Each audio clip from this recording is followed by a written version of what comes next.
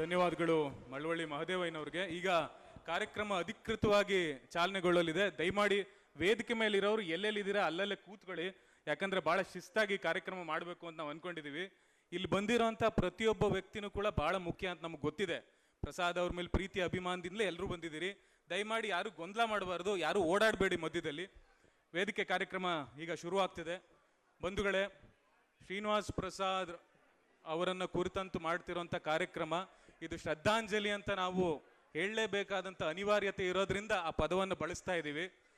ನಿನ್ನೆ ಯಾರೋ ಒಬ್ರು ಹೇಳಿದ್ರು ಪ್ರಸಾದ್ ಅವ್ರು ಇಲ್ಲದೆ ನಡೀತಿರೋಂಥ ಮೊದಲನೇ ಕಾರ್ಯಕ್ರಮ ಅಂತ. ಖಂಡಿತ ನಾವೆಲ್ಲ ಇದನ್ನು ಒಪ್ಪೋದಿಲ್ಲ, ಅದು ದಡ್ಡತನ ಅಂತ ಅನಿಸ್ತದೆ. ಪ್ರಸಾದ್ ಅವರು ಎಲ್ಲಿ ಹೋಗ್ಲಿಕ್ಕೆ ಸಾಧ್ಯ? ಪ್ರಸಾದ್ ಅವ್ರು ನಮ್ಮೊಳಗಿದ್ದಾರೆ, ನಮ್ಮೊಳಗಡೆ ಇರುವಂಥ ಶಕ್ತಿ ಅವರು. ಶ್ರೀನಿವಾಸ್ ಪ್ರಸಾದ್ ಅವರ ಜೊತೆಗೆ ಈ ಕಾರ್ಯಕ್ರಮವನ್ನು ನಾವು ಮಾಡ್ತಾ ಇದ್ದೇವೆ. ಪ್ರಸಾದ್ ಅವರು ನಮ್ಮೆಲ್ರಿಗೂ ಸ್ಫೂರ್ತಿದಾಯಕರಾದಂಥವ್ರು. ಯಾರೇ ಅವರ ಪರಿಚಯಕ್ಕೆ ಬಂದಾಗ ಪ್ರತಿಯೊಬ್ಬರಲ್ಲೂ ಕೂಡ ಸ್ಫೂರ್ತಿಯನ್ನು ತುಂಬಿದ್ದಂಥವ್ರು. ಅವರ ಹೆಸರಿಕೆಯಲ್ಲೇ ಜೀವಂತಿಕೆ ಇದ್ದಂಥದ್ದು. ಮಾನ್ಯ ಶ್ರೀನಿವಾಸ್ ಪ್ರಸಾದ್ ಅವರು ಪ್ರತಿಯೊಬ್ಬರಲ್ಲೂ ಇದ್ರು ಅನ್ನೋದಕ್ಕೆ ಮಾನ್ಯ ಡಾಕ್ಟರ್ ಸಿದ್ಲಿಂಗಯ್ಯನವರು ಒಂದು ಮಾತನ್ನು ಹೇಳ್ತಾರೆ. ಅವರು ವಿ ಶ್ರೀನಿವಾಸ್ ಪ್ರಸಾದ್ ಅಲ್ಲ, WE ವಿ ಶ್ರೀನಿವಾಸ್ ಪ್ರಸಾದ್. ನಾವೆಲ್ಲರೂ ಕೂಡ ಶ್ರೀನಿವಾಸ್ ಪ್ರಸಾದರಾಗಬೇಕು, ಅವರ ಆಲೋಚನೆಗಳನ್ನು ನಾವು ಮುಂದುವರಿಸ್ಕೊಂಡು ಹೋಗಬೇಕು ಅನ್ನೋಂಥ ಮಾತನ್ನ ತಮ್ಮಲ್ಲಿ ನಾನು ಹೇಳ್ತಾ, ಪ್ರಸಾದ್ ಅವರ ವ್ಯಕ್ತಿತ್ವ ಹೇಗಿತ್ತು ಅಂತಂದ್ರೆ, ಆ ವ್ಯಕ್ತಿತ್ವ ಬಹಳ ಅಪರೂಪವಾದಂಥ ಒಂದು ಫಾರ್ಮೇಷನ್ ಅದು ರೂಪುಗೊಂಡಂಥದ್ದು.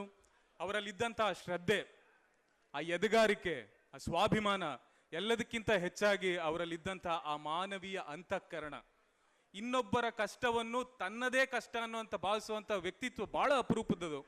ಹಾಗಾಗಿ ಜನಗಳ ಕಷ್ಟವನ್ನ ನಿವಾರಣೆ ಮಾಡಲಿಕ್ಕೆ ಅಂತಾನೆ ತಮ್ಮ ಜೀವನವನ್ನ ಮುಡುಪಾಗಿ ಇಟ್ಟಿದ್ದಂಥವರು.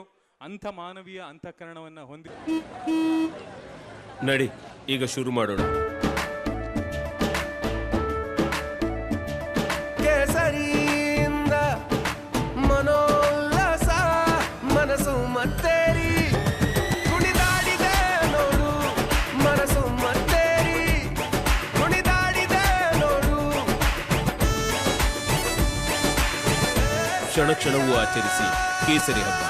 ವಿಮಲ್ ಬಾಯಲ್ಲಿ ಹೇಳಿ ಕೇಸರಿ ಇದ್ದಂಥ ವ್ಯಕ್ತಿ ಶ್ರೀನಿವಾಸ್ ಪ್ರಸಾದ್ ಅವರು. ಈ ಎಲ್ಲ ಗುಣಗಳನ್ನ ಅಪರೂಪದ ವ್ಯಕ್ತಿತ್ವವನ್ನು ಆಗಿಸ್ಕೊಂಡು ಜೀವಿಸಿದಂಥವ್ರು ಶ್ರೀನಿವಾಸ್ ಪ್ರಸಾದ್ ಅವರು ನಮ್ಮೊಂದಿಗೆ ಸದಾ ಇರ್ತಾರೆ. ಇಂಗ್ಲಿಷ್ನಲ್ಲಿ ಒಂದು ಮಾತಿದೆ, ಶ್ರೀನಿವಾಸ್ ಪ್ರಸಾದ್ ಅವರ ಜೀವನ ಹೇಗಿತ್ತು ಅಂತಂದ್ರೆ, a good teacher teachers but A great teacher always inspires ಅಂತ. ಅವರು ಯಾವಾಗಲೂ ಪ್ರತಿಯೊಬ್ಬರನ್ನ ಇನ್ಸ್ಪೈರ್ ಮಾಡುವಂಥ ಒಬ್ಬ ಟೀಚರ್ ಆಗಿದ್ರು. ಮುಂದಕ್ಕೂ ಇರ್ತಾರೆ ನಮ್ಮ ಜೊತೆ. ನಮ್ಮನ್ನ ಮುನ್ನಡೆಸುವಂತಹ ಆ ಚೈತನ್ಯ ಇನ್ನೂ ಕೂಡ ನಮ್ಮ ಜೊತೆನೇ ಇರ್ತದೆ. ಅವರ ನೂರಾರು ಕೆಲಸಗಳು ಇನ್ನೂ ಬಾಕಿ ಇದ್ದಾವೆ, ಅದನ್ನು ನಾವೆಲ್ಲರೂ ಮಾಡಲಿಕ್ಕೆ ಈಗ ಸಜ್ಜಾಗಬೇಕಾಗಿದೆ. ಅವರು ಬಹಳ ಪ್ರೀತಿಯಿಂದ ಕಟ್ಟಿದಂಥ 3 ಸಂಸ್ಥೆಗಳು, ಸಮಾನತೆ, ಸ್ವಾಭಿಮಾನ, ಸ್ವಾವಲಂಬನೆ ಪ್ರತಿಷ್ಠಾನ, doctor BR Ambedkar educational and cultural trust ಹಾಗೂ ಸಮಾನತೆ ಪ್ರಕಾಶನ. ಇವಕ್ಕೆ ತನ್ನದೇ ಆದಂಥ ಗುರಿ ಮತ್ತು ಉದ್ದೇಶಗಳಿದ್ದಾವೆ. ಅದರ ಪದಾಧಿಕಾರಿಗಳಂತ ನಾವು ಅದನ್ನೆಲ್ಲ ಮುಂದುವರಿಸ್ಕೊಂಡು ಹೋಗೋರಿದ್ದೇವೆ. ಜೊತೆಗೆ ಎಲ್ಲ ಅಭಿಮಾನಿಗಳ ಸಹಕಾರ ಅದಕ್ಕೆ ಅತ್ಯಗತ್ಯವಾಗಿದೆ. ಮುಂದಿನ ದಿನಗಳಲ್ಲಿ ಆ ಕಾರ್ಯಕ್ರಮಗಳನ್ನ ನಾವು ರೂಪಿಸೋರಿದ್ದೇವೆ. ಈಗ ಈ ಕಾರ್ಯಕ್ರಮವನ್ನು ಅಧಿಕೃತವಾಗಿ ಚಾಲನೆ ಮಾಡೋಣ. ಒಂದು ನಿಮಿಷ, ಅಲ್ಲಿ ಯಾಕೆ ಅಲ್ಲಿ ಅಷ್ಟೊಂದು ಗೊಂದಲ? ಏನಲ್ಲಿ ಸ್ವಲ್ಪ ಮಾತು ನಿಲ್ಲಿಸಿ ಸರ್. ಯಾದವ್ ಅವರೇ, ಏನು ಸಮಸ್ಯೆ? ಏನಿಲ್ಲ ಅಲ್ಲ? ಓಕೆ.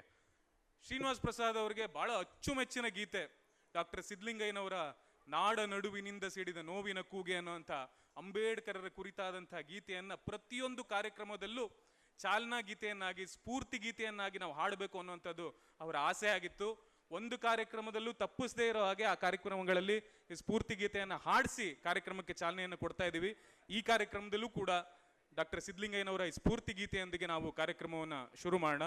ಅಮ್ಮ ರಾಮಚಂದ್ರ ಮತ್ತು ತಂಡದವರಿಂದ ಈಗ ಸ್ಫೂರ್ತಿ ಗೀತೆ.